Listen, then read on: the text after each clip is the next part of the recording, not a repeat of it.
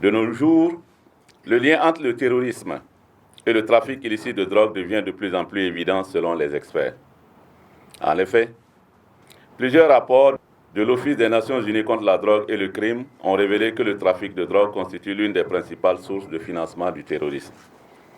Cette situation a pour corollaire l'exacerbation de la violence dans la plupart des pays où coexistent ces deux fléaux, sapant ainsi les efforts de développement des gouvernements.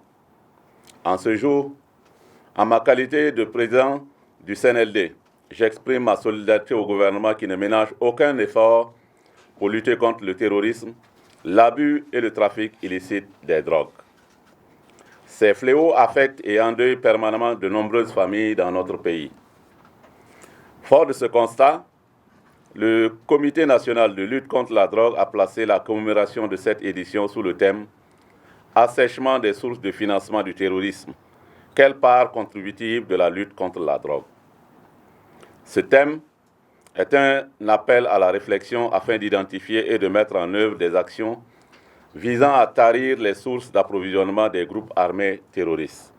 Au stade actuel de la lutte contre la drogue dans notre pays, il faut reconnaître que les défis restent nombreux, mais le plus urgent, c'est l'élaboration d'un référentiel national qui servira de guide aux différents acteurs, chacun dans son domaine de compétences. En dépit des difficultés, les différents acteurs de la lutte ne se résignent pas face à cette menace.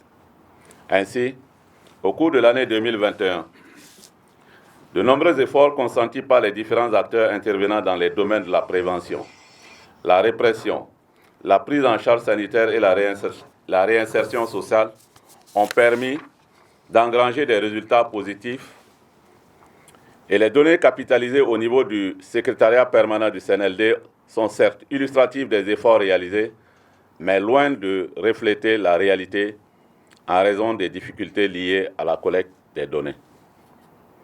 Dans le domaine de la prévention, le secrétariat permanent du Comité national de lutte contre la drogue et les autres acteurs de la lutte ont touché 4000 personnes sans occulter les actions de sensibilisation menées à travers d'autres canaux tels que les médias, les panneaux publicitaires, les réseaux de téléphonie mobile, les réseaux sociaux qui ont touché des millions de personnes. En matière de répression, les services opérationnels ont saisi 122,817 tonnes de drogue et déféré 313 personnes devant les parquets. Au niveau de la prise en charge sanitaire, 685 personnes ont été prises en charge par deux structures, à savoir le CHU Yalgado Ouedraogo et l'ONG Remar Burkina. Pour ce qui concerne la réinsertion sociale, 115 personnes ont également été prises en charge par deux structures que sont l'ONG Remar Burkina et le Centre d'éducation et de formation professionnelle de Ouagadougou.